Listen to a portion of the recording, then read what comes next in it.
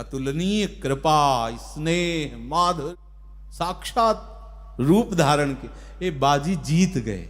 वो कुछ बोलने की मतलब सामर्थ्य नहीं। नागरी दास ही जन्म जितायो, बलिहारी बलिहारी हमारी सब ही बात सुधारी, कृपा करी श्री कुंज बिहारी, अरुषि कुंज बिहारी। बहुत बड़ी कृपा हो गई, हमें प्यारी जू की उपासना मिल गई। सही, पता नहीं कैसे रीझ गए। कुछ गुण तो है नहीं जिनके प्रभाव से रीझे हो, वो हेतु की कृपा से रीझ गए और अपने सबको संसार से घसीट लिया। बोले हम इतने दिनों से लगे हुए हैं, कुछ मिला नहीं। अरे अंधे हो, तुम्हें दिखाई नहीं दे रहा? कितनी अपार कृपा बरस रही है तुम्हें। क्या ये जो सुनने को मिल रहा है, ये वाणी जी, ये राधा नाम, जहां बैठे हो श्री प्यारे जू के निज भवन में वृंदावन में, ये किसी तपस्या का फल नहीं हो सकता। ये बड़े बड़े तपस्वियों के लिए भी दुर्लभ। ब्रह्मा जी कांप रहे थे ब्रज लीला में, और प्रभु श्री कृष्ण की उस महामहिमामय स्वरूप को देखकर 60,000 वर्षों तक तप किया, और फिर प्रभु से कहा कि मुझे गोकुल में कोई एक गुलमलता औषधि कुछ बना दो। लेकिन उनका सौभाग्य नहीं हुआ।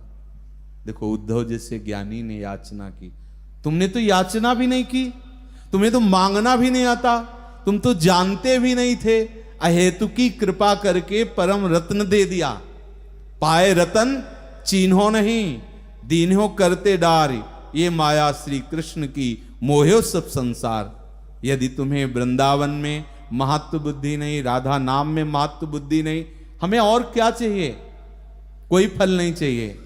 हमारी जिह्वा में राधा नाम निकलता रहे, हृदय में प्रिया प्रीतम की सेवकाई की भावना हो, और शरीर प्रकट वृंदावन में पूरा हो जाए, इससे बड़ा हमें क्या चाहिए?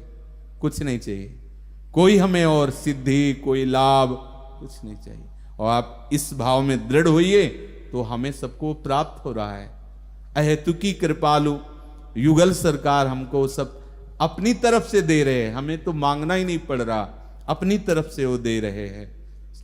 हमारी श्री जी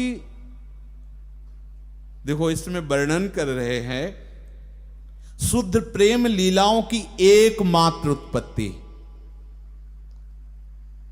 प्रायः भगवद उपासना में सब चित्त जोड़ते हैं जिन पर कृपा है, और वो प्रभु के ऐश्वर्यमय धामों को, ऐश्वर्यमय लीलाओं को प्राप्त होते हैं। पर ये तो समस्त भक्तों में प्रसिद्ध है कि श्री कृष्ण लीला ये बड़ी गूढ़ है। श्रृंगार रस जो श्री कृष्ण का है, बड़ा गूढ़ रस है।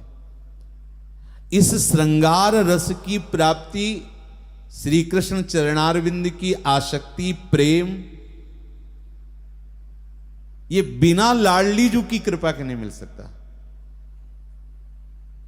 शुद्ध प्रेमयिक लीला निधि रहा महातंक मंक स्थिते च। शुद्ध प्रेम लीलाओं की एकमात्र उत्पत्ति लाडली, एकमात्र। राधा बाबा के चरित्र में सुनाया था कि उन्होंने नाम जप के प्रभाव से और भाई जी के कृपा कटाक्ष से अपने स्वरूप को प्राप्त हो गए थे, गोपी देह को प्राप्त हो गए थे, और यमुना जी से पूजन सामग्री लेकर के नित्य लाल जो आते थे उनका पूजन करते थे, श्रृंगार आदि सब। और मन में होता कि प्रीतम इतने नजदीक हैं तो मुझे आलिंगन कर ले। हिम्मत नहीं पड़ती कि स्वयं कह सके, बस ललचाई दृष्टि से देखते उन अजान बाहुओं की तरफ एक बार मुझे हृदय से लगा करके एक कृत्य कर दे। पर कभी ऐसा अवसर ना होता, जहां श्रृंगार पूरा होता तो बस चल पड़ते। बहुत विकल हुए कि मेरा जीवन व्यर्थ जा। ये भाव दे की बात। प्रगट में तो सन्यासी बपू और अंतर में गोपी बपू। बहुत विकल हुए, अपने गुरु स्वरूपा भाई जी का चिंतन किया। भाई जी महाराज अपने सिद्ध वपु से प्रकट हुए और कहा, यदि आप अपने प्रीतम का आलिंगन चाहती हैं तो बिना राधा कृपा कटाक्ष के ये सौभाग्य नहीं मिल सकता। दर्शन मिल गए, सेवा मिल गई, हो सकता है आप चाह करो तो परम पद भी मिल जाए, पर आपको प्रीतम का अधरामृत, आलिंगन, उनका दुलार, ये तो राधा कृपा कटाक्ष से मिलता है। और प्रीतम श्रृंगार करा के सीधे वही किशोरी जी की कुंज में जाते हैं। तो राधा बाबा ने फिर उनसे ही कहा कि हमारी तो सामर्थ्य नहीं कि हम लाडली जी के निज कुंज में प्रवेश कर पाए, हमारी हिम्मत नहीं होती, आप कृपा करके। भाई जी अपने सिद्ध वपु से ले गए। स्नेह की मूर्ति है लाडली जी। सिद्ध वपु से भाई जी ने निवेदन किया कि स्वामिनी जी, ये प्रीतम से बहुत प्यार करती है गोपी और वो उनका आलिंगन चाहती, पर प्रीतम ने कभी ऐसा सौभाग्य नहीं प्रदान। मेरे प्रीतम को प्यार करती है, सुनते ही प्यारी जो सिंहासन से उठ खड़ी हुई और नजदीक जाकर के जो ही प्यारी जू का स्पर्श प्राप्त हुआ, बाबा की दशा बदल गई। प्यारी जू ने अपने प्रसादी चंदन से उनके वक्षा स्थल में लिखा राधा, मस्तक में लिखा राधा। बोले जा, बस आज प्रीतम श्रृंगार नहीं करवाए, पहले हृदय से लगाया। मेरी प्यारी जी ने तुम्हें प्यार किया, बस तुम हमारे प्यार के योग्य हो गई। प्रेम की एकमात्र उत्पत्ति स्थली श्री लाडली जी के चरणारविंद है। सत प्रेम सिंधु मकरंद रसोग धारा। इसीलिए शिव विरंच आदि जिनके चरणों की आराधना करते हैं, वो प्रभु हमारी लाडली जी के श्री चरणों को कर कमल में लेकर ऐसे हृदय से लगाते हैं।